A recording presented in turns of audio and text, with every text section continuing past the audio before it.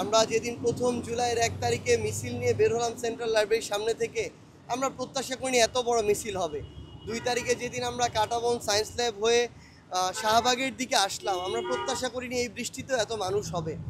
এরপরে আমাদের ধরেন বৈষম্য বিরোধী ছাত্র আন্দোলন এক নামে পুরো বাংলাদেশে একই দিনে একই সময়ে প্রোগ্রাম, আমরা এটা প্রত্যাশা করিনি যে এমনভাবে হবে।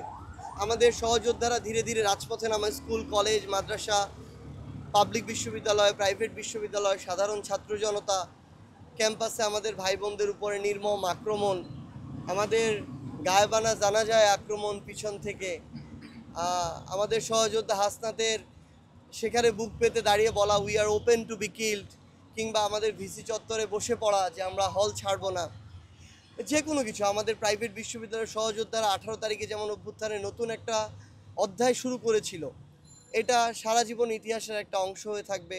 এরপরে শুক্র শনিবার 19-20 তারিখে আমাদের মাদ্রাসার ভাইরা কিংবা আমরা যাদেরকে ইভেন আমাদের কারফিউ ভাঙা, প্রত্যেকটা ব্যারিকেড পুলিশের ভেঙে এগিয়ে যাওয়া সামনের দিকে, শাহবাগে যে ব্যারিকেডটা ভেঙে ছাত্র জনতার স্রোত এদিকে রওনা হয়েছিল, এই প্রত্যেকটা জিনিস, ইভেন আমাদেরকে ডিজিএফআই তুলে নিয়ে যাওয়া, ডিবিতে নিয়ে যাওয়া, প্রত্যেকটাই জীবনের সবচেয়ে গুরুত্বপূর্ণ অংশের একটা এবং অভ্যুত্থানেরও গুরুত্বপূর্ণ অংশ।